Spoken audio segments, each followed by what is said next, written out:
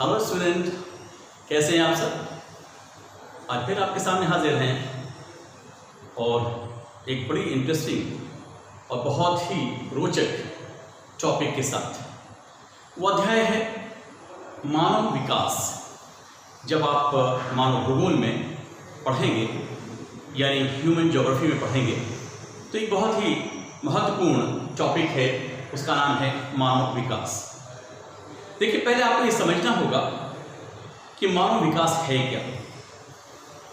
बहुत सारे लोग ये कहते हैं वृद्धि विकास एक ही बात है, लेकिन ऐसा नहीं है। वृद्धि किसी चीज का बढ़ना होता है और विकास एक पॉजिटिव सेंस है।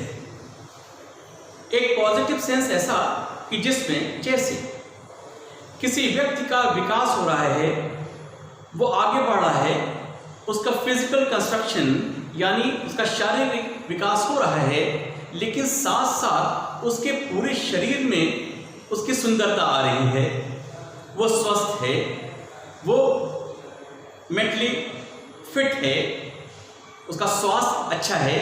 ये सारी बातें ये पॉजिटिव सेंस में हैं और ये है उसका विकास।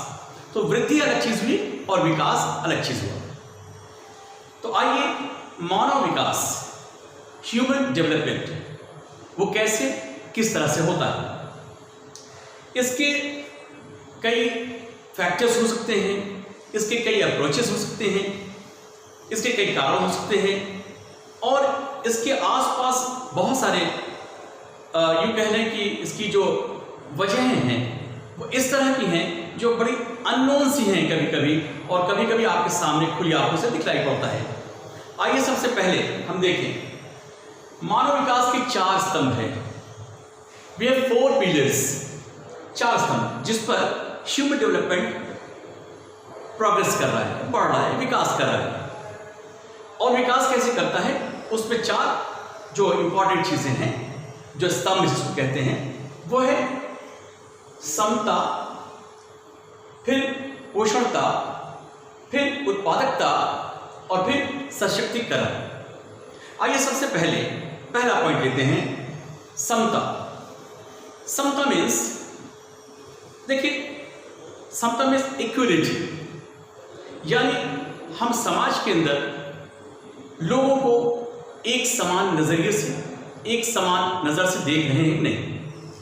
कभी कभी आपके सामने अनेक धर्म के, अनेक जाति के, निर्बल, दुर्बल, अमीर, गरीब, बहुत तरह के लोग आते हैं। तो आप देखेंगे कि एक समानता उनमें नहीं है, चाहे वो आर्थिक रूप से हो, चाहे सामाजिक रूप से हो, चाहे राजनीतिक रूप से हो, उनमें समता नहीं है। वो डिफरेंस है, एक दूसरे के बीच में अलग अलग चीजें आप देखते हैं। लेकिन हमारे हिंदुस्तान के अंदर, हमारे भारत में, हमारे देश के अंदर ये जो समता की बात है ये बहुत महत्वपूर्ण है।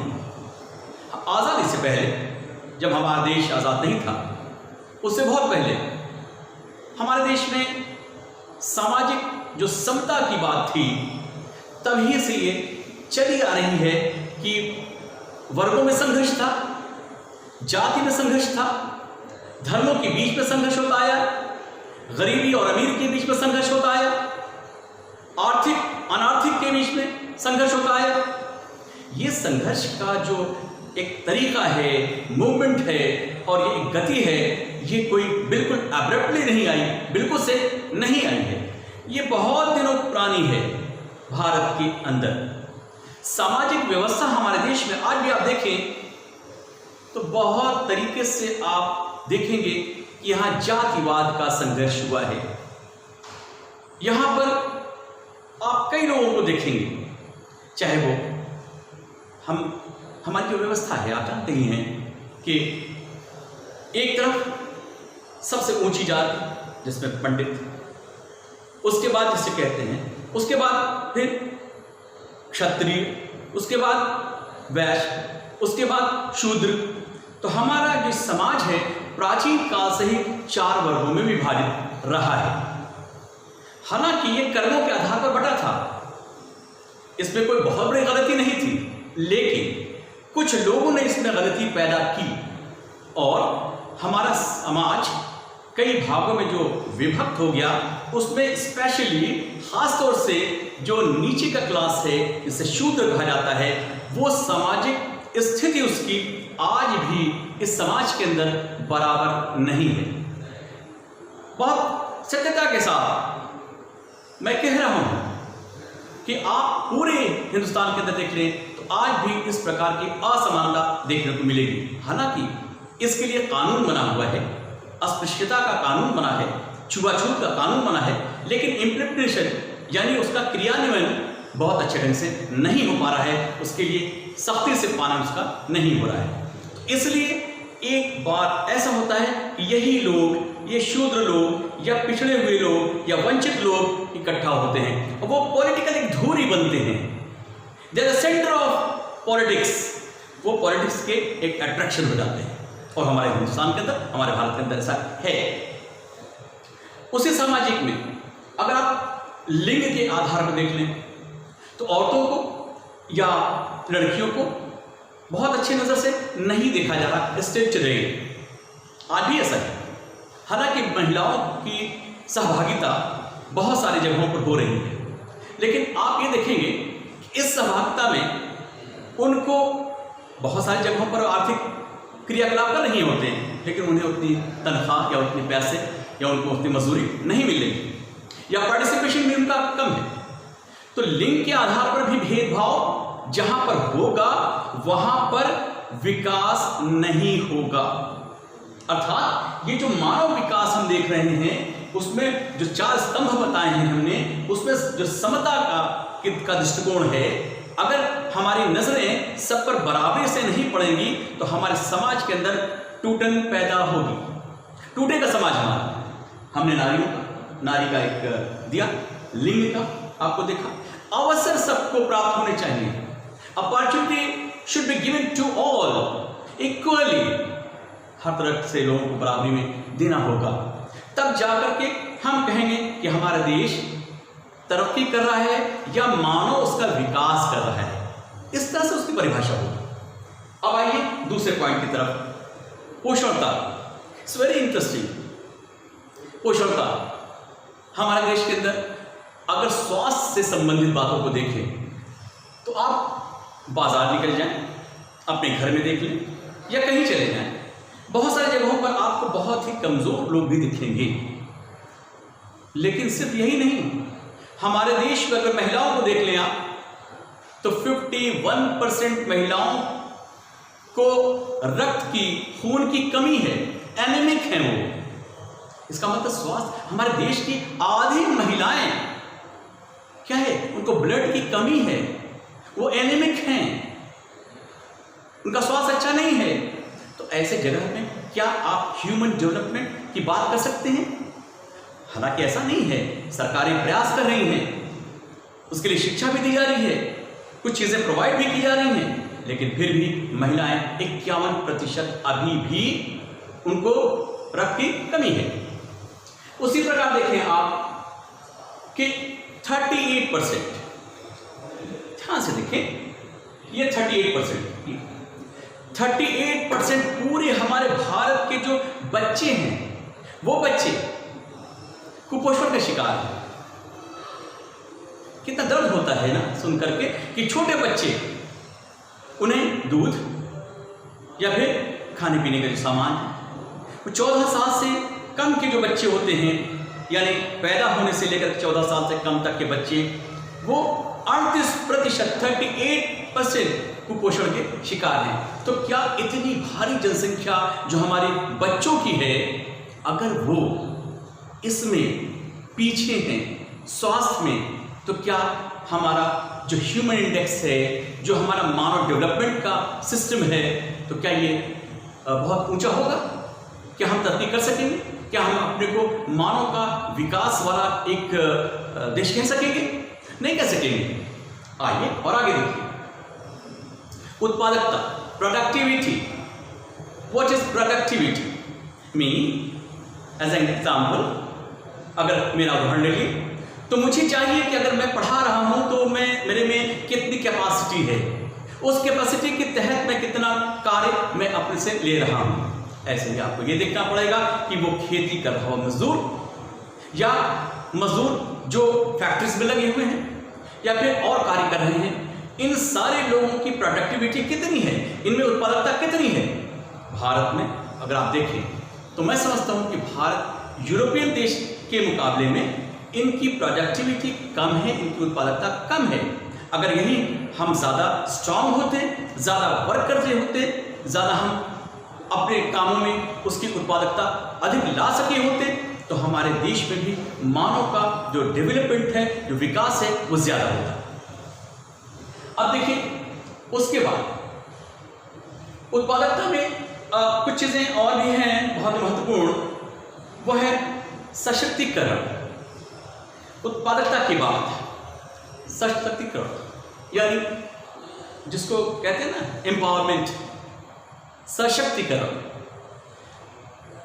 आप यूरोप में जाइए, फ्रांस में, जर्मनी में, इंग्लैंड में, इटली में, लग्जमबर्ग, बहुत सारे देश, इन जगहों पर जाकर के अगर आप देखें, वहाँ पर जो महिलाएं हैं उनमें सशक्तिकरण बहुत ज़्यादा है, स्ट्रांग है, एम्पावरमेंट उनका स्ट्रांग है, और वहाँ पर लोग उनको बड़ी इज्जत की निगाह से देखते हैं, बिकॉज दे आर प्रोडक्टिव।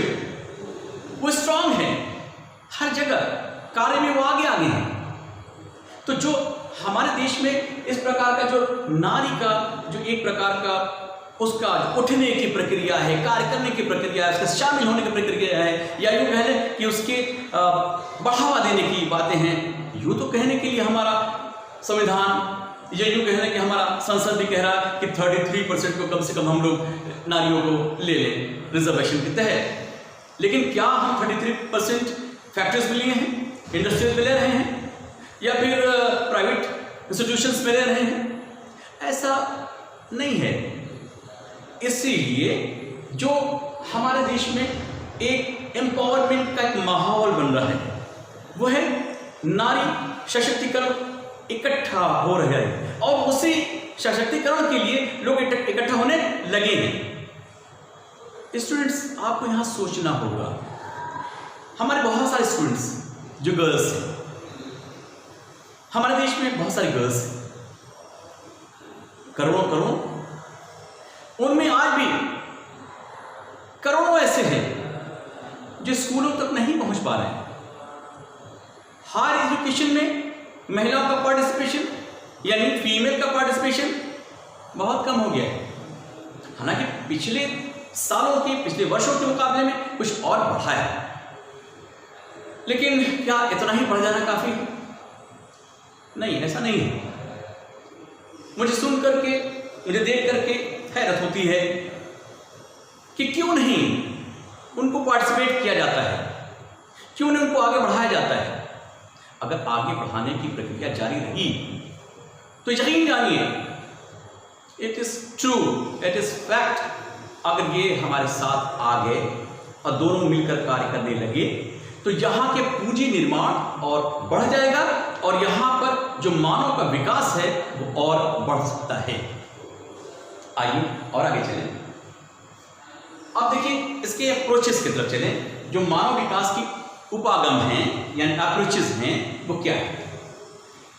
आय के बारे में देखिए, किसी भी देश में हम लोगों की, या आप लोगों की, या आपके पिता लोगों की, आपकी माताओं की, आपके बहनों की, आपके रिश्तेदारों की, या हमारे भारतीयों की एक जनरल मासिक जो उनका वेतन है या कमाई कह लें उसकी, तो वो अन्य देशों के मुकाबले बहुत कम है।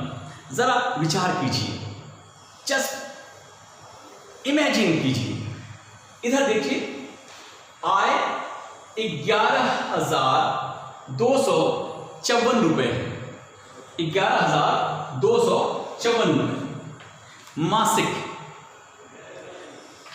क्या एक व्यक्ति जो उसकी फैमिली 6 आदमी की फैमिली है, क्या 11,000 रुपये में वो आसानी से खर्च पूरा कर लेगा? करने को तो बेचारा जो गरीब है वो 2,000 रुपये में भी पूरे महीने खा लेगा। लेकिन 11,000 रुपये में एक और फैमिली, क्या वो अपने बच्चों की एजुकेशन, हेल्थ के लिए, यातायात के लिए, खाने पीने के लिए, कैसे मुमकिन है? बड़ा मुश्किल है।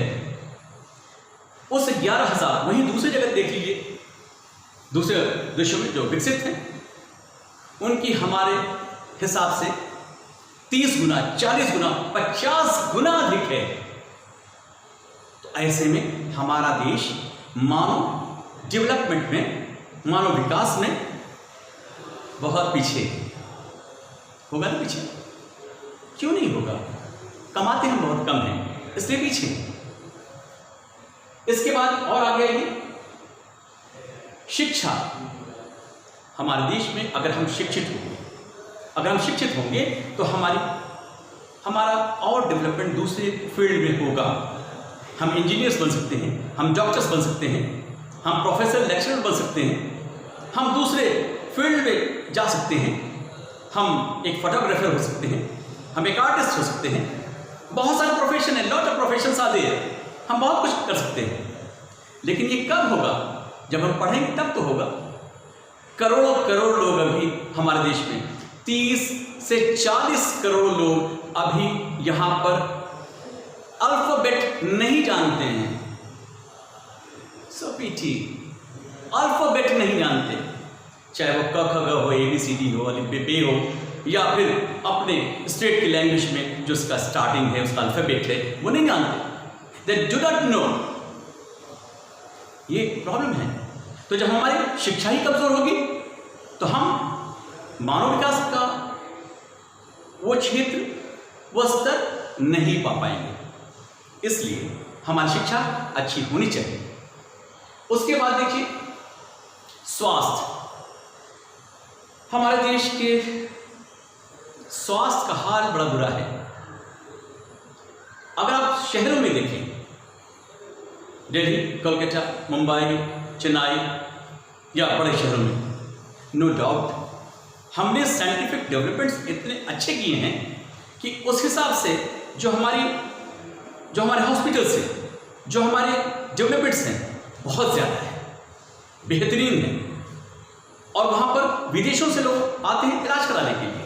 लेकिन प्रॉब्लम क्या है हमारे देश में अभी भी देखिए, एक आंकड़ा देखिए, यहाँ पर कुल 8 लाख ही बेड हैं पूरे हॉस्पिटल्स जो सरकारी हैं, 8 लाख बेड्स।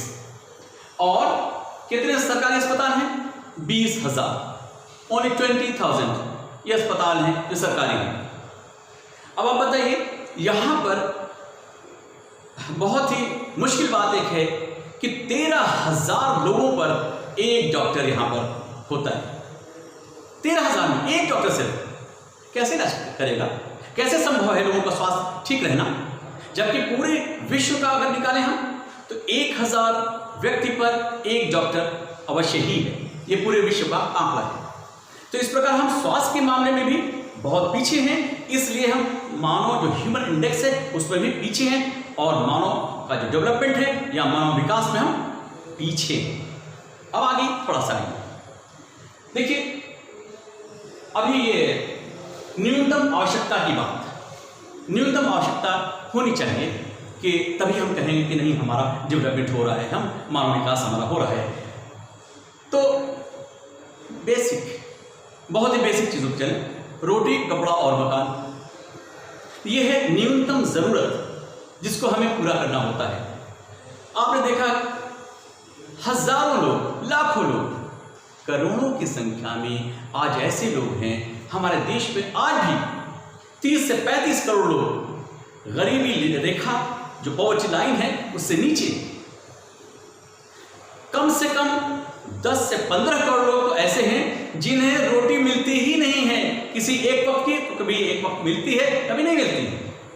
यानी हम रोटी यानी भोजन, पूरे संख्या को, जो जनसंख्या हमारी है 1 अरब 30 करोड़ के आसपास की आबादी, वो आबादी अब तो 1 अरब और 38 करोड़ के आसपास आबादी हो जाएगी कुछ ही दिन में। तो उस आबादी में 30 करोड़ के आसपास लोग ऐसे हैं जिनको रोटी रोजी नसीब नहीं है। वो बेचारे दिन में क्या खाते हैं, रात में क्या खाएंगे, इसका कोई पता नहीं होता। तो हमारा भोजन नीचे चला गया, स्तर उसका नीचे चला गया।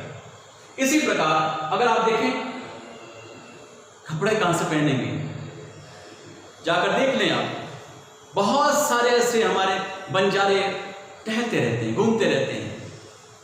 हालांकि हमने तरक्की की है, पहले से बहुत आगे आए हैं, तो लोगों के पास कपड़े हुए हैं। लोग जो पहले पहनते थे आज से 50, 60 साल, 70 साल पहले, उसके मुकाबले में हमने बहुत तरक्की की। नो डाउट भारत ने तरक्की की है, लेकिन साथ साथ आज भी बहुत सारे लोग कपड़े नहीं पहन पाते। ये हमारे देश की एक प्रॉब्लम है, जिसकी वजह से हम अभी इंडेक्स में ऊपर उठे नहीं। देखिए हमारे पास मकान भी कम है, मकान, शेल्टर्स। पूरे विश्व में अगर शेल्टर की पोजीशन देखी जाए तो उसके मुकाबले में भी भारत अभी पीछे है। शेल्टर्स हमारे यहाँ इसलिए पीछे कि अभी बहुत सारे गरीब, उनके पास छत नहीं है। They don't have roof. They do not have the houses. परेशानी है, वो कहाँ जाएंगे? कहीं पेड़ों के नीचे, कभी कहीं किसी के पीछे वो छुप करके रात गुजार लेते हैं। ऐसे भी अभी लोग कम से कम 5-7 करोड़ लोग हैं, इससे ज्यादा ही हैं, जिनके पास कोई घर नहीं है। कई करोड़ लोग तो ऐसे हैं जिन्होंने झोपड़पट्टी बना लिया है कहीं न कहीं अनअधिकृत भूमि पर। ऐसे भी 5-6 करोड़ संख्या तो ऐसी ही पड़ी हुई है, जो चरवाहा टाइप की हैं, कभी इधर कभी उधर, कभी यहाँ कभी वहाँ, वो फैलते रहते हैं, चाहे वो छोटे छोटे काम करते रहते हैं। तो इस प्रकार से हालांकि इंदिरा गांधी आवास योजना भी चली, प्रधानमंत्री आवास योजना भी, मुख्यमंत्री आवास योजना भी भारत में है, बहुत सारे मकान भी बन रहे हैं। गवर्नमेंट ने बहुत सारे इंतजाम किया है, नो डाउट। इधर कई सालों से, 20-25 साल से, 20-25 वर्षों से ऐसा हुआ है। लेकिन कभी कभी ये सोच करके हैरत होती है कि आखिर इन लोगों को मकान जिसको नहीं मिलता है, उसके लिए गवर्नमेंट क्या कर रही है। गवर्नमेंट भी प्रत्येक वस्तु के लिए, प्रत्येक व्यक्ति के लिए अभी पूरा इंतजाम नहीं कर पा रही है। दरअसल होता क्या है, संसाधन, रिसोर्सेस हमारे पास सीमित हैं, और संसाधन जो है वो सीमित हैं, जनसंख्या ढेर सारी। तो अप्रोच या हमारा पहुंच उस संसाधन के पास कम हो गया। जब कम हो गया तो चीजें हमको मिले कम। हर वो चीज, चाहे खनिज संपदा हो, मिनरल्स, वो हमें कम मिल रहा है, खाना हमको कम मिल रहा है। हर वो चीज, हर वो संसाधन जो भारत में अवेलेबल है, यहां पर ज्यादा है, अच्छा है, लेकिन जनसंख्या इतनी है कि हमको बहुत थोड़ा थोड़ा मिल रहा है। तो हमारा जो एक प्रकार से देखा जाए कि डेवलपमेंट ह्यूमन बहुत कम है अन्य देशों जो विकसित हैं उनके मुकाबले। अब देखिए एक चीज और, हमारे देश में जो हंगर रेट है, जो हंगर इंडेक्स है, विश्व के 45 सबसे खराब देशों में जहां भुखमरी होती है, उस 45 देशों के अंदर भारत भी है। लेकिन एक टेरेबल पॉइंट है, एक भयानक स्थिति है यहाँ पर। वो कैसी है आपको पता है? वो स्थिति ऐसी है कि भुखमरी में हमने पाकिस्तान को, बांग्लादेश को भी मात कर दिया है। हम भुखमरी में उनसे भी आगे बढ़ गए हैं, बांग्लादेश और पाकिस्तान के मुकाबले में। अभी इस समय में बात कर रहा हूँ, उसकी बात कर रहा हूँ मैं, याद रखिएगा। हो सकता है कि 7-2 साल के बाद ये आंकड़े बदल जाएं, लेकिन एट प्रेजेंट यही है, हम अभी भी काफी पीछे हैं। अब आइए उसके बाद थोड़ा सा और बढ़िए आगे। देखिए संसाधनों की पहुंच की बात हमने कही थी ना थोड़ी देर पहले, कि हम अप्रोच नहीं कर पा रहे हैं। संसाधन बहुत सारे हमारे पास हैं, लेकिन हम उसे कम ले पा रहे हैं, हमारी जनसंख्या ज्यादा है। अब देखिए, अब सवाल ये होता है कि इतनी सारी बातें हमने कही आपसे। हमारे देश के एक बहुत मशहूर, बहुत महत्वपूर्ण एक नॉवेलिस्ट अमर्त्य सेन, जिनको नोबेल पुरस्कार मिला है अर्थशास्त्र पर। उनके साथ साथ एक डॉक्टर महबूबुल हसन, इन दोनों ने इस मानव विकास पर बड़ा काम किया है, इसीलिए हमारे अमर्त्य सेन जी को नोबेल पुरस्कार मिला। उन लोगों ने बताया है, बहुत सारी स्थितियों को उस पर अध्ययन किया है कि भारत अभी मानव इंडेक्स या ह्यूमन इंडेक्स में पूरे विश्व में 130वें नंबर पर है। 130वें नंबर पर। कितने पीछे हम हैं? हम तो बहुत पीछे अभी हैं। 130वें नंबर पर 129 देश हमसे ऊपर हैं, बहुत शानदार हैं। क्या हो गया है हमें इस भारत में? इतना बहुत सारा संसाधन, स्ट्रांग लोकतंत्र, मजबूत लोकतंत्र, सब कुछ होने के बाद भी हमारे देश का जो विकास है, जो मानव विकास है, कम है, बहुत कम है। इसलिए हमें क्या देखना होगा? हमें देखना होगा कि हमें सामाजिक जो ताना बाना है उसको और मजबूत करना पड़ेगा।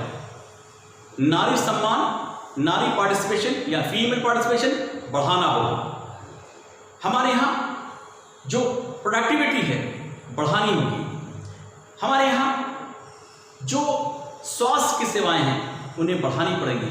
साथ साथ हमको जनसंख्या पर भी कंट्रोल करना पड़ेगा, तब जाकर के हम कहीं आगे बढ़ सकते हैं। तो मेरे स्टूडेंट्स, डियर स्टूडेंट्स, आज मैंने आपको यहाँ तक जो बताया है इसको अच्छे से आप रिमाइंड कीजिएगा और आने वाले समय में फिर एक नए वीडियो के साथ आएंगे। तब तक के लिए गुड बाय।